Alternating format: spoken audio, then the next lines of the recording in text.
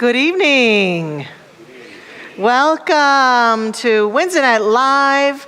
We are thrilled to have you here with us. We have a number of people here in the sanctuary. I know we have a lot of people online. Good to see all of you here with us on this wonderful evening.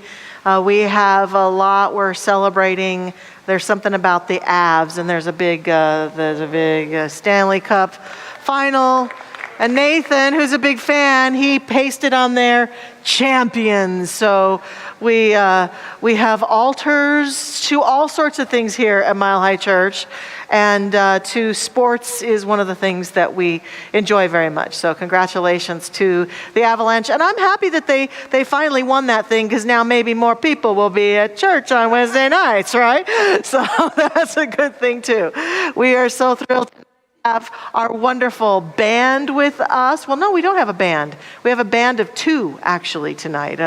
It's a special night is what I meant to say. It's a special duo night. We have pianist and musician extraordinaire, Mr. Rob Lowe, here with us. Woohoo! We all love having Rob here. And he and the great, amazing vocalist, artistic director, Jennifer Burnett is here. Let's let them have it.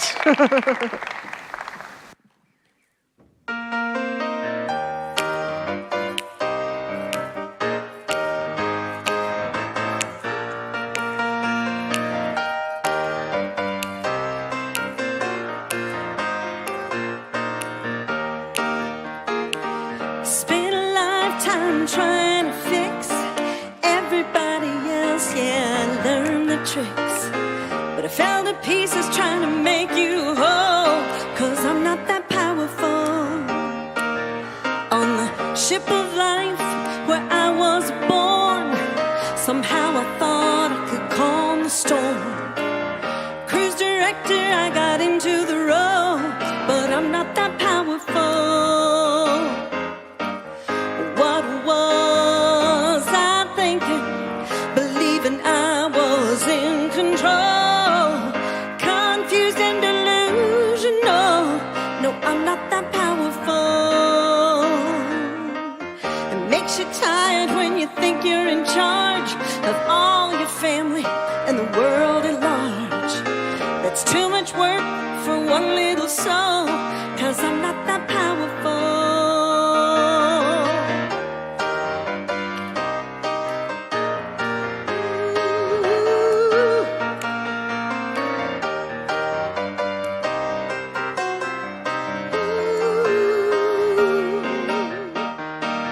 Turns out it's not my job, though I've been trying to fake it. I'm turning in my resignation, so here you go, God, take it.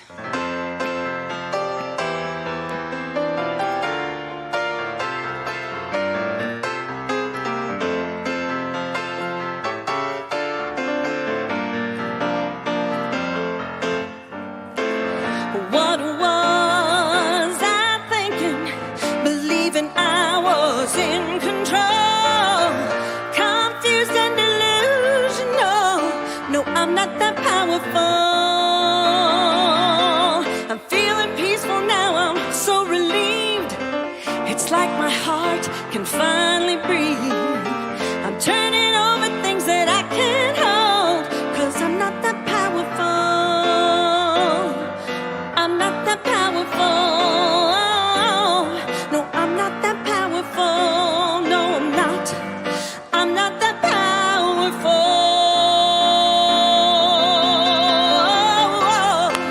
Yeah, yeah, yeah. I'm not that powerful. Ooh, ooh, ooh.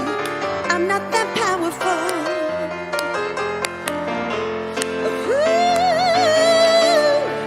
I'm not that powerful.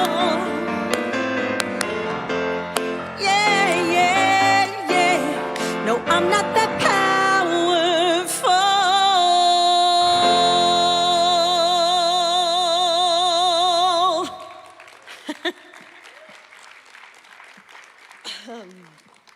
I love that song. I do. I really love that song. It's such a great reminder for me. I know it's not a reminder for anybody else, but boy, is that a great reminder. I tend to hold a lot of things, and I feel like I have to hold them for a lot of people, but I'm trying to get better at that. So it's a really good reminder for me. This next song is a song by Daniel Nahmad, who is just such a tremendous songwriter. And this is one of my favorites of his. So take a deep breath and take it in.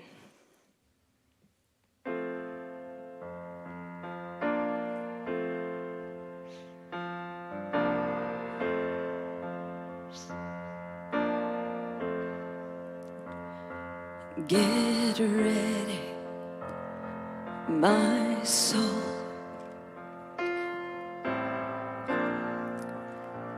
I'm diving in. Get ready, my soul.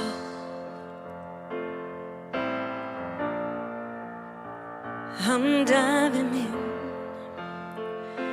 to the deepest kind of love, to the sweetest kind of life. So get ready, my soul.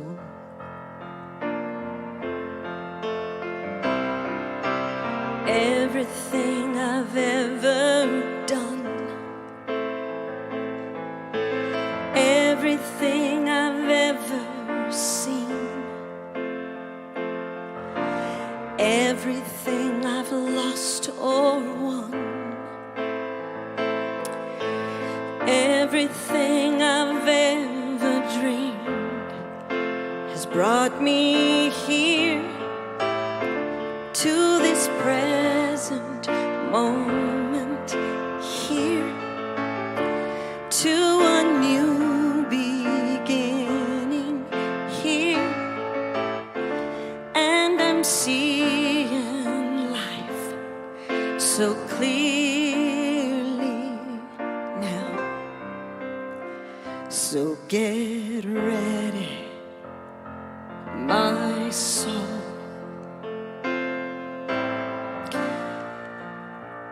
I'm diving in. Get ready, my soul.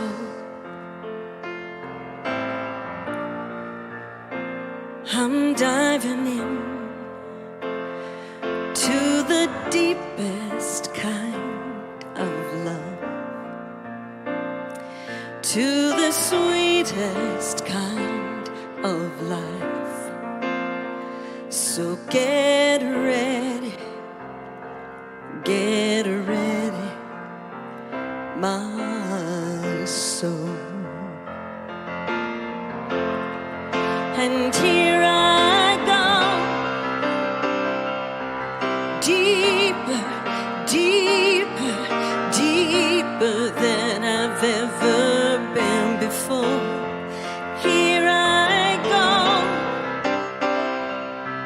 closer, closer, closer to my sacred source. Here I go, deeper, deeper, deeper than I've ever been before. And here I go, closer, closer, closer to my sacred source. Get ready, my soul.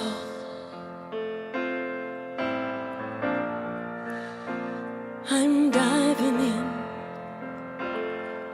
Get ready, my soul.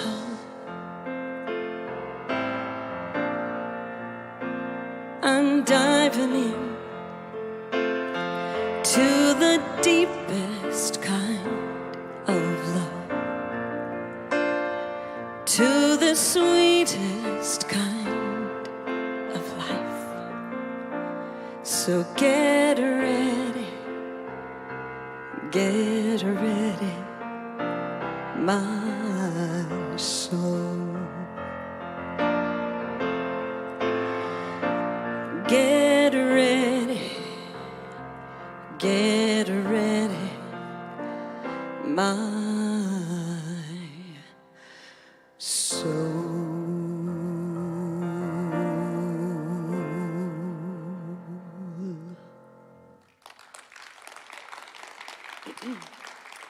Thank you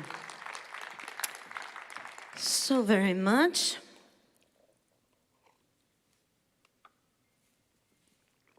This next song is a song by Karen Taylor Good, who who has been a guest artist here over the years. Many years ago, she would come pretty often. I think about once a year she would come. And when I first started singing here and she was going to be a guest artist, I could not believe it, because I knew her when I was 13 years old and I was in Nashville, Tennessee recording an album. And she was one of my backup singers on that album, and it was kind of amazing. So that when she showed up, I was like, look, and I brought her the album and showed her, and she was pretty cool about the whole thing. So she's one of my favorites. She's really, really fantastic. And she writes the most beautiful songs. They're so heart-touching. This is one of them. Now, this is a song that she wrote many years ago. And so I want to reframe a couple of the phrases in this song just to help you kind of look at it through today's socially acceptable lens, because there's a couple of phrases in here that I needed to reframe, so I want to give you that opportunity too. So in the chorus, she says, could we be kinder, a little blinder to the differences that get in our way? Well, it is no longer socially acceptable to be blind to people's differences. It is more about noticing the differences and accepting those as their gifts, their special gifts that are different from us, that are unique expressions, but we embrace all of that rather than looking at things and being blind to the differences. So it's more socially acceptable to accept everyone as is. So that's how I reframe that line when I sing it. Then the next line is, because when we're kinder, that's God's reminder that in his or her eyes, we're really all the same. And to me, all that means is that we're all a part of the same human race, and that our differences and our diversity is what makes us stronger and better.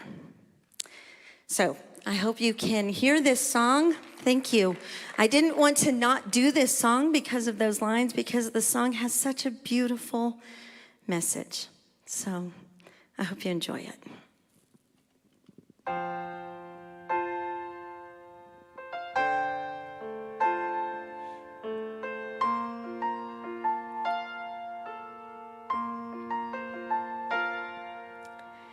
She sits alone in a corner of the lunchroom. They call her names as they walk by. She acts like she doesn't care, but there's so much pain in there. She holds it back so they won't see her cry. Could we be kinder, a little blinder to the differences that get in our way? 'Cause when we're kinder, that's God's reminder that in his eyes we're really all the same. He's the one nobody wants on their team, 'cause he's so different from the rest. And they tease him every day. They call him freak they call him gay? Do they feel more by making him feel less? Could we be kinder, a little blinder to the differences that get in our way? 'Cause when we're kinder, that's God's reminder that in his eyes we're really all the same. An open heart, an open hand, that's where it starts. So take a stand and let's be kinder, a little blinder to the differences that get in our way. 'Cause when we're kinder, that's God's reminder that in her eyes we're really all the same. We're really all the same. Could we be kinder?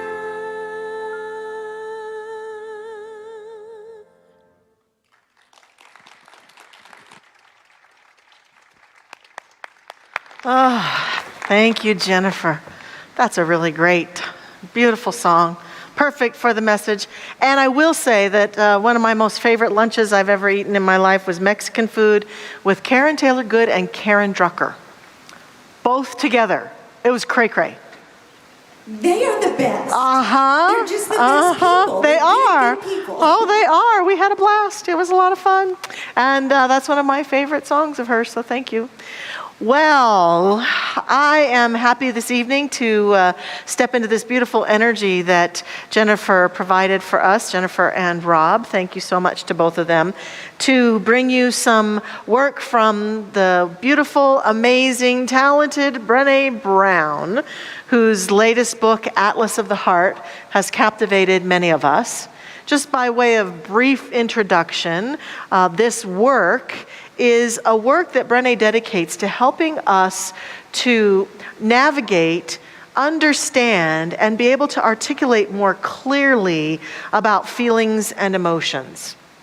I don't think we're educated very well as human beings often about emotions. We have big feelings and big emotions. We always have, very likely. I think every human being is equipped with the gift of being able to have strong feels, as they say. But often I've discovered that in our upbringing, there was a lot of conflict about emotionality, that each one of us probably has a story about people who it was okay to feel our feelings with and people that it wasn't. And we don't always know, am I feeling angry or sad or anxiety or frustration or a combination thereof? And we don't always know how to be with other people when they're in the middle of their feelings. How do I be with someone who's having really strong feelings? And so this book seeks to utilize research-based awareness and seeks to help us understand the human drive to feel and be able to put words to it, describe how we're feeling. Because Brene's big takeaway in this is that if we can talk about how we're feeling and share and have the words come out, especially with our most close relationships, that we create greater connection with one another. Now, this has been a week for many people with a lot of things that have happened in the news that have brought out strong feelings. And so I really can appreciate that there might be some of us right here tonight who are still troubled by the feelings that are coming up inside of us based on the things that are going on in the world. And I want to say that one of the reasons I love this work is not only, as I described last week, about my own personal journey in the realm of feelings and emotions and rediscovering my own ability to feel and emote, but also because I think that we are not a teaching of denial. And this is one of the most misunderstood things about our teaching. In fact, Susan and I were talking about this before the service a little bit. I want to address that we don't believe that to be a good religious scientist, a good spiritual person, means that when bad feelings come up or negative feelings come up or pain or anger or suffering or frustration come up, that our work in this teaching is to just get rid of them as fast as we can, to push them away, to bury them deeply for the sake of a happy thought. I often describe in classes how some people think that our work here is to just gloss over our feelings. And that's basically impossible to do. Go ahead, give it a try. You might die trying, but go ahead, give it a try, because it doesn't work. And usually as we get really mature, we start to discover, yeah, that's not working for me. Because it'll either come out sideways or it'll show up in ways that we didn't expect. We'll suddenly blow up, or we'll get ill or get depressed or feel disconnected. Not feeling our feelings and just covering them up or pushing them down will never work for us. The image I often describe for this is we don't take a manure and put a bunch of whipped cream on top of it. Yeah, you can see the whipped cream there. That's really nice. I like that whipped cream. But underneath it, you still got manure, right? So that's not what we believe and teach here at all, in any way, shape, or form. We teach about allowing the fullness of who we are to be expressed. And that includes feelings and emotions, whatever they are. And so we teach people, we help people to express through their words, through journaling, through talking with other people. We were talking before, Susan and I said, we can dance our feelings out. We can journal our feelings out. We can express ourselves. We can feel our feelings. And ultimately, the goal is to be expressed and to get to clarity and to process and to allow ourselves to have the full range of emotion, if you will, such that we can move through our feelings into the greater possibilities of our life, not get stuck in them. Getting stuck in them is about not feeling them, is about stifling them, is about pretending they don't exist. That's where we'll get stuck. And we don't believe and teach about getting stuck. We teach about progress and moving forward. And that's what this book is all about. The Atlas of the Heart is the discovery of what goes on in the heart of us as humans so that we can feel our feelings. This week, my chapter that I'm wanting to bring to us is all about where we go when we want to connect. And it's all about belonging, fitting in, connection, disconnection, insecurity, invisibility, and loneliness. And just like last week's chapter, it's chock full. I have 20 minutes. I can't talk about this whole chapter in 20 minutes unless I really put the speed on and talk really fast like this, and people tell me not to talk this fast, and I don't want to talk this fast.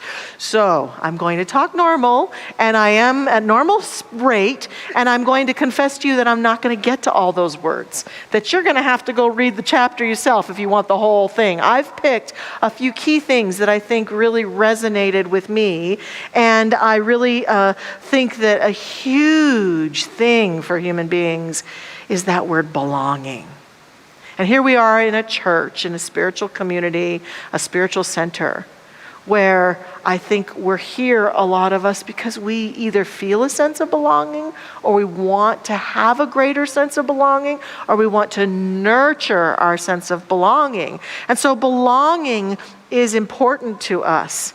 And I think that belonging is a core thing she talks about in the human heart, that humans want to feel as though we belong. I know for me, for most of my young life, I didn't feel like I fit in or belonged anywhere. In fact, a lot of my daily thoughts were all about the pain of not feeling like I belonged, that I fit in. It was stories I told myself, beliefs that I had, experiences I had with family and friends and society and culture that basically felt to me like they were beating a constant drum that you don't fit in. You are not normal. We strive a lot. I just want to be normal. I've heard people say, I just want to be normal. But we can't for the life of us define what normal is most of the time. It's some lofty ideal out there, normal. But there isn't really any normal. I mean, there's some normal things that you could try to point to, but then there are people who've broken all the molds for normalcy. So the interesting thing is that belonging is connected to hoping to be normal, and what Brene talks about is that fitting in, or our attempts to fit in at the price of our authenticity, will never help us feel belonging. So I know that I struggled with that.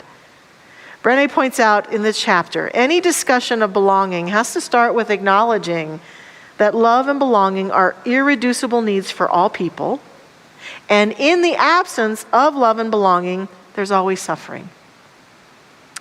She had the triangle of Maslow's hierarchy of needs in her book, and she says recent research shows that finding a sense of belonging in close social relationships with our community is essential to well-being.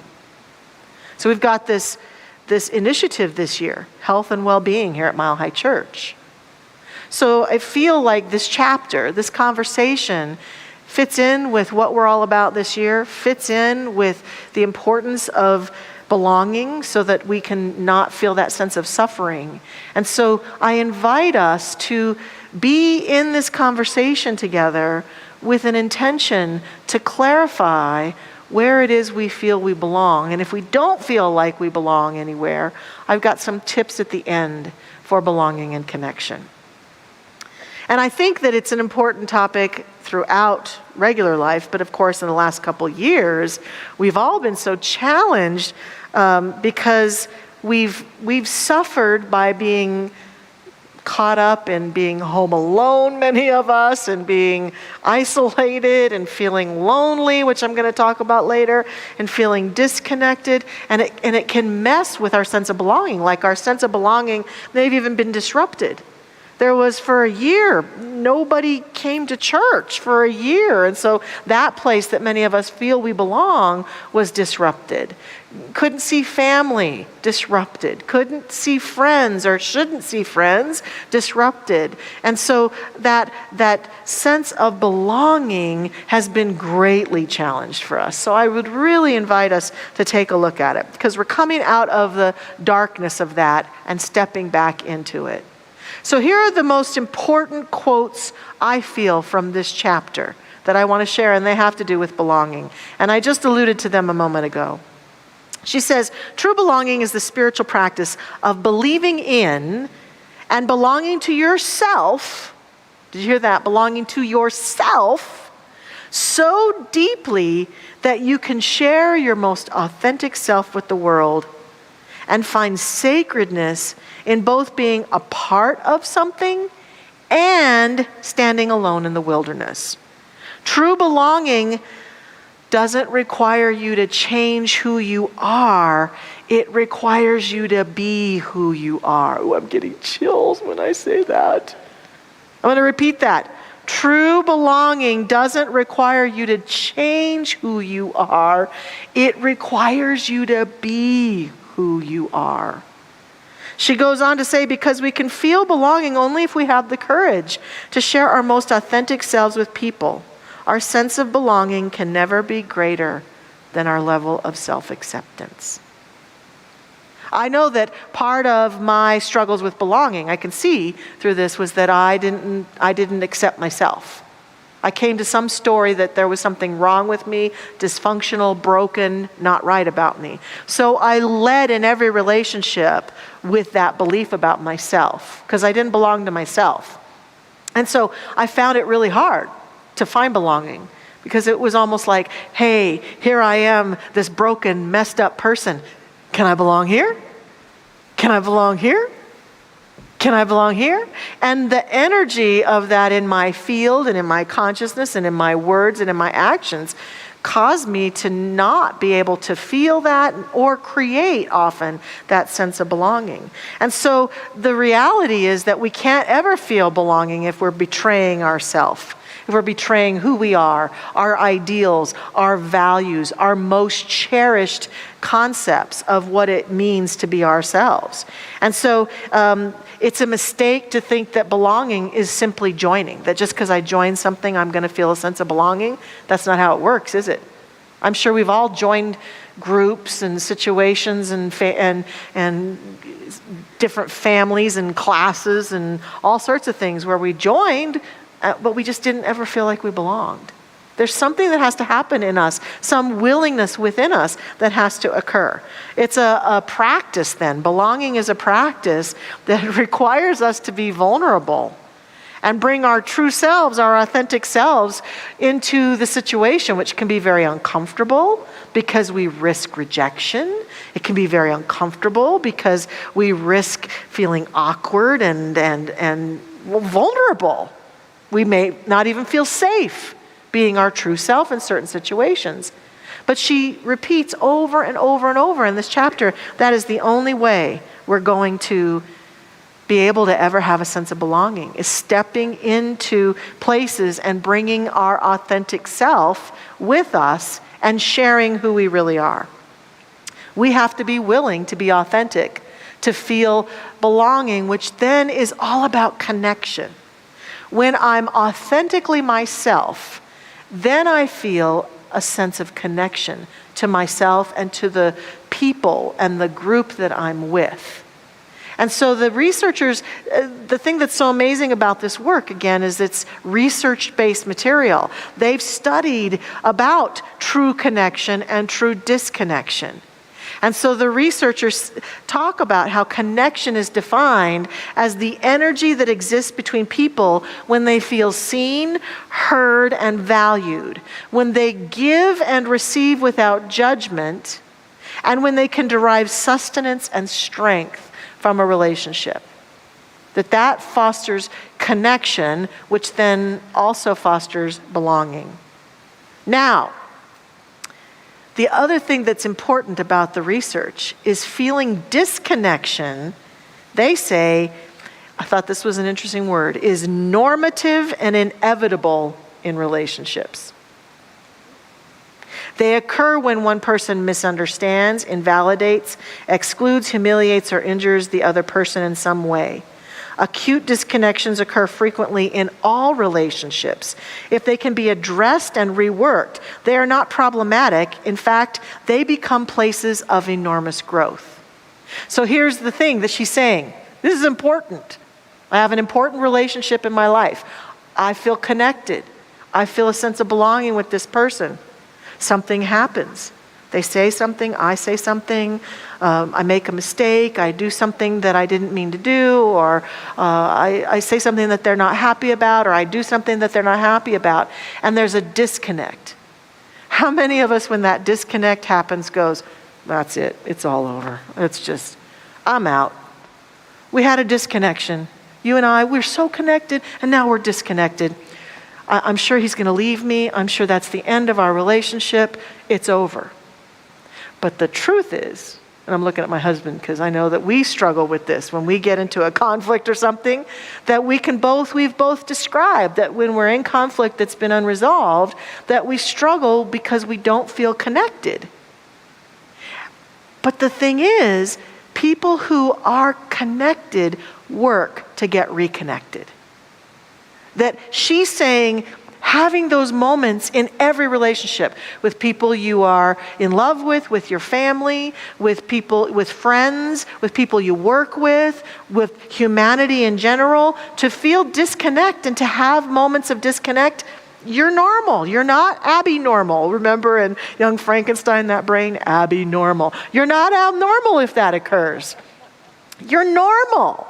And so if we could make those moments of disconnect, I like that word, normative, I think we'd be a lot happier.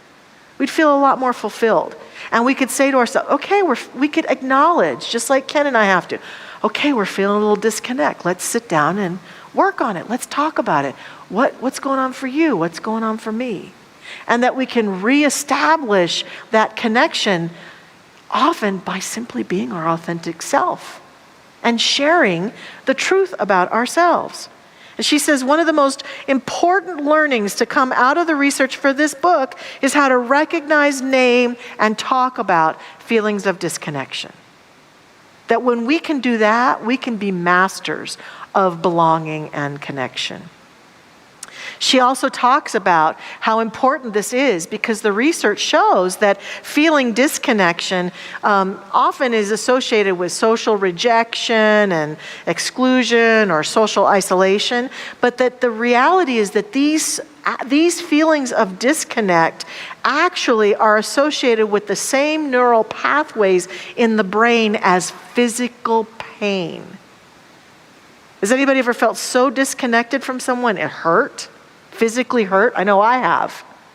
And so she says, just like when there's physical pain, we have to be willing to identify that physical pain and work on it so we can alleviate it.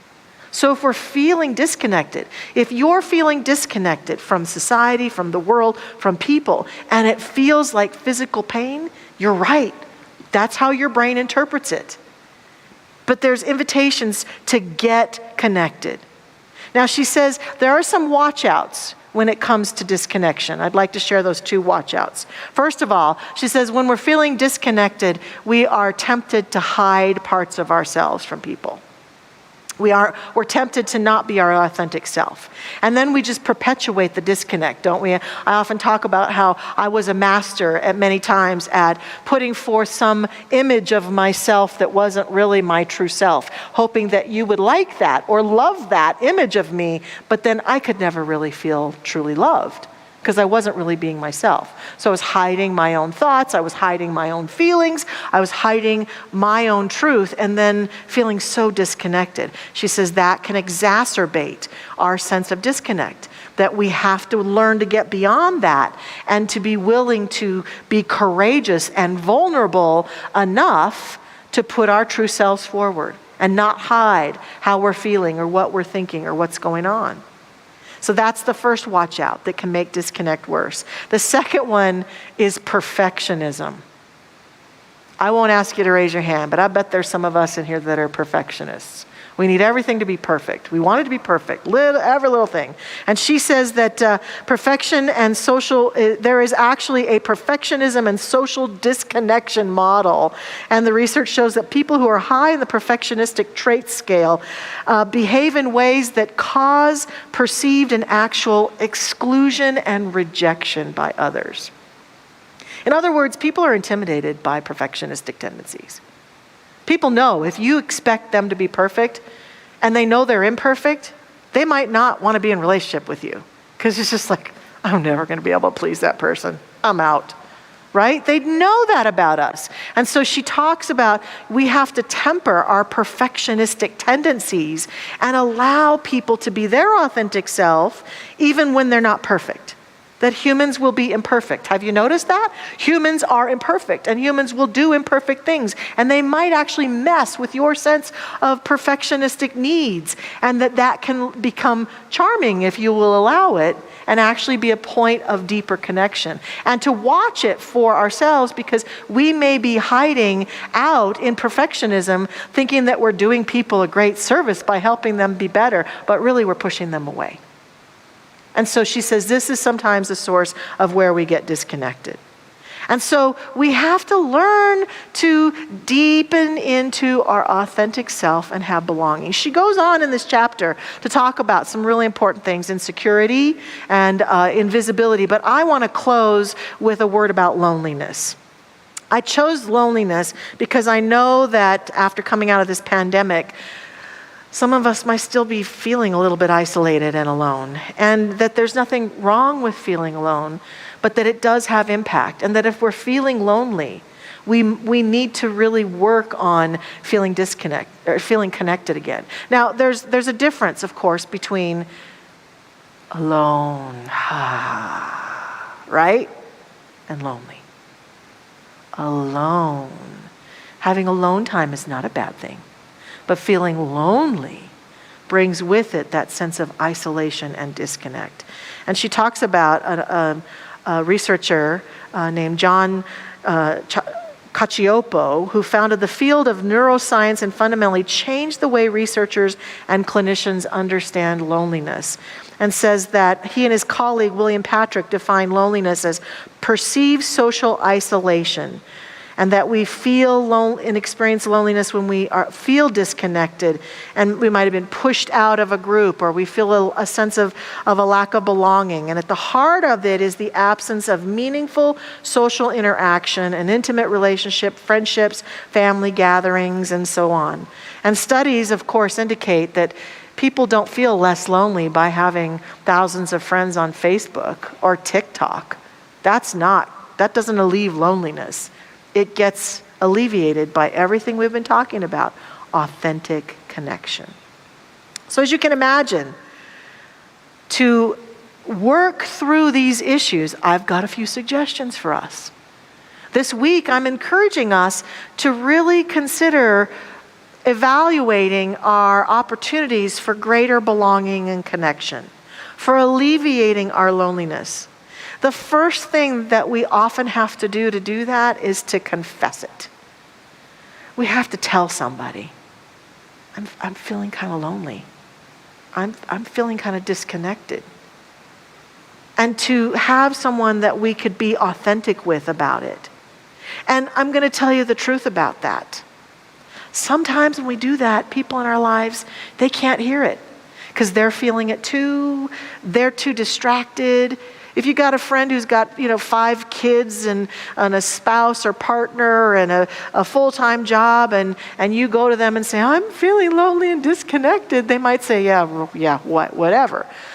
So that first attempt may be very dissatisfying.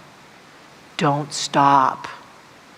Don't stop. Because the point is, as a human being, there are so many people on this planet, so many places, so many opportunities to feel connection and belonging that often as we reach out and try to make connections with people, it doesn't work and that gets discouraging. But to understand that my health and well-being are best expressed when I'm connected and when I have a place of belonging means I keep going. Okay, well that didn't work. That person can't be with me on this right now. I'm gonna keep moving. I'm gonna move forward. Keep trying. Keep moving forward to find that sense of connection, that sense of belonging. Step out of comfort zones. Get out of the story. I know that for me, when I gave up the story that I was abnormal and I didn't belong, I found belonging pretty quickly. Because as I was my authentic self, I was able to really be true, and it was like I was a magnet to my good and to other people who could allow me to feel a sense of great belonging. And so the more authentic we are and the more we keep working and the more we keep moving forward, we can feel that great sense of belonging. And lastly, notice if there are groups, it might be the family, it might be a group of friends, it might be our church or a group we're in, where we don't have a sense of belonging. And sometimes we're very quick when we feel that sense of not belonging to say, fine, I'm out. I don't feel like I belong there. Those people don't accept me. I challenge us to ask ourselves the important question, have I allowed myself to be my authentic self there? Have I been true to myself before I just give up? Have I shown up? Have I shown up? Because sometimes we persist in telling stories about not belonging that have nothing to do with anybody out there. Because as she said in the very beginning, our sense of belonging is profoundly impacted by our self-acceptance. So I'm going to do a prayer now. I'm going to do what we call spiritual mind treatment here. At our church, it's an affirmative prayer, and I'm going to pray for a great sense of belonging and connection for each one of us this week. Please join me. We go within right here and right now and allow ourselves to settle into this moment, claiming, accepting, affirming, and feeling that powerful sense of the divine presence. What I know about this divine presence is that it is always present in and through and as all of creation. There's never a moment in the interruption of the service and the presence that God is, that Spirit is. It is always available, always shining brightly through, in, and as all. And this moment is certainly no exception. So as we stand here together in this prayerful moment, I accept and affirm that that connecting presence is moving in and through and as me, and moving in and through and as every person who hears my voice in this prayer. I celebrate and acknowledge that each of us is a creation of the divine and has been created uniquely and profoundly just as we are. And that we celebrate and acknowledge the unique, authentic self that we are, right here and right now. That we recognize that Spirit, that infinite presence, celebrates and is so grateful, so overjoyed at our very existence, at every part of us.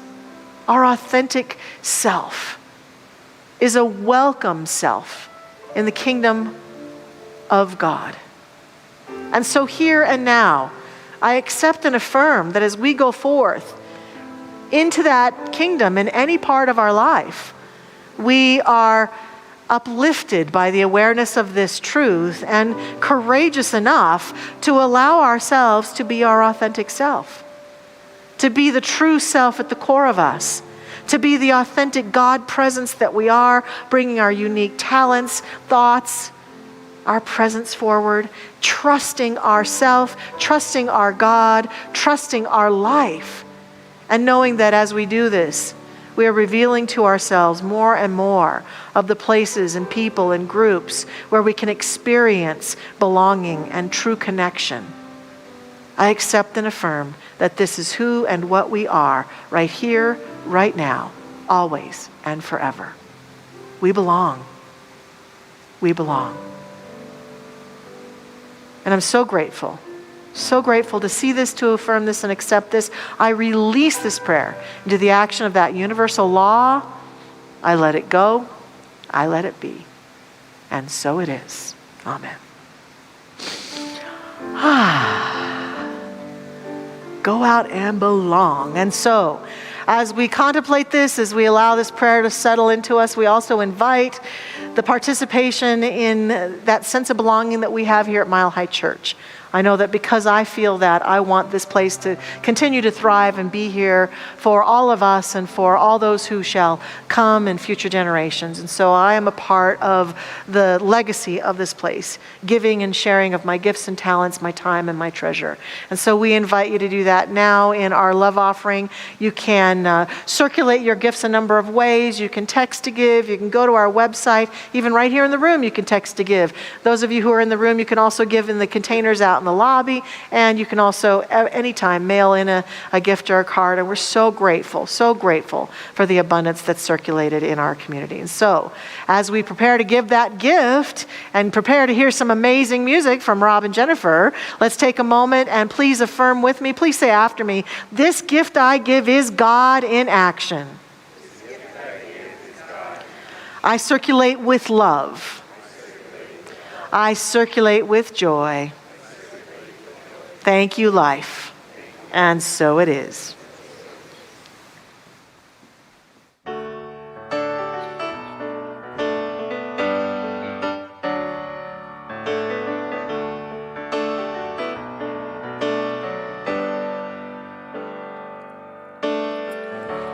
I didn't hear it, so I started to doubt it. You couldn't feel it, so you just lost your way. We'll never find it if we don't get it out there. It's not love till you give it away.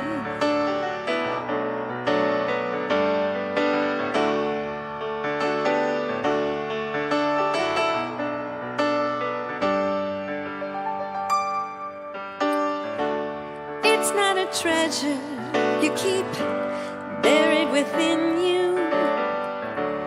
It's not a bankroll to save up for a rainy day.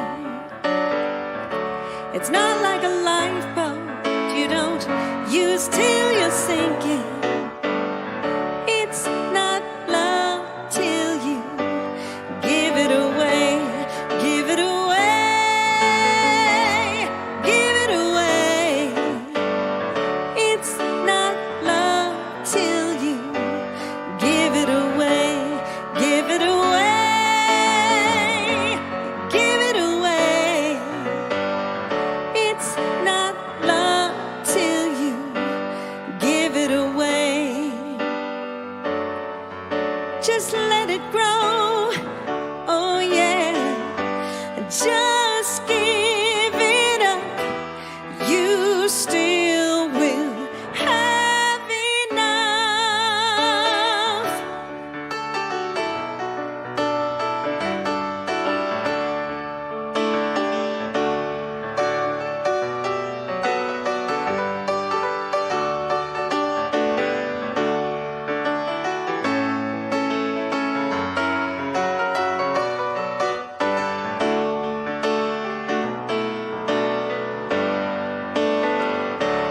Give it away, give it away. It's not love till you give it away. It's not peace till you make peace your mission.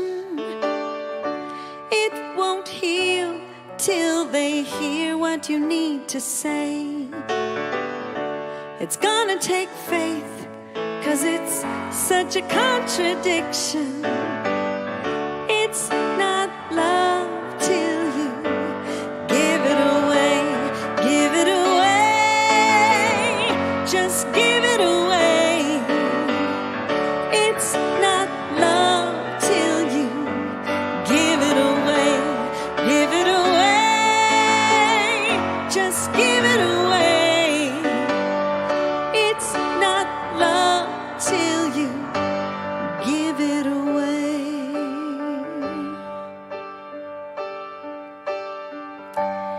Give it away.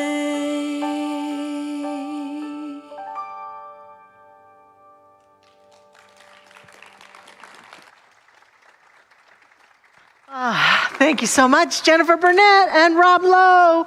Love you both. Thank you, thank you, thank you.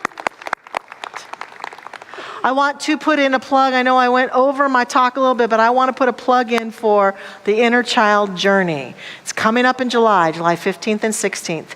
A great experience if you're still struggling with emotions and perceptions of yourself from your childhood, from your family of origin, or from things that happen. It's a workshop that Dr. Raz and I will be facilitating, co-facilitating, and it's a great opportunity to heal and clear away some of that stuff to step into being your more authentic self in your life.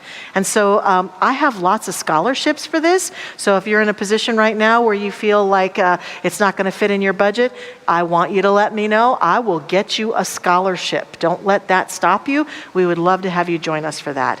And we want you to know that this Sunday we have our big, gigantic, wonderful 4th of July celebration. It's going to be a musical, amazing event with Jennifer Burnett's going to be there, and Tom and Barry and kid readers for sure. I've been wanting them to do fireworks in the sanctuary, but they won't let me do that. And then afterwards, we have a big picnic out there on the plaza. Everyone is welcome. We'll have food trucks, and we have a band that's forever in blue jeans, right? Forever in Blue Jeans, the Neil Diamond tribute band. And you are singing in it, right? I am. And Mike Marlier is playing He's too. playing drums. Yes, he is. And we're going to dance. So if you like to dance and listen to that great music, please be with us on Sunday. It's going to be a great day. Next Wednesday night, we'll be right here again, and hope you'll be back with us for another great Wednesday night live. And I'm happy to say that we have our prayer ministry always available. Our practitioner prayer partners are right down front. They're wearing their stoles, their purple stoles. Come forward. Let them pray with you today. Let them be of service to you. Thanks so much for being here. I invite you to stand with us and sing about releasing and letting go. I release and I let go.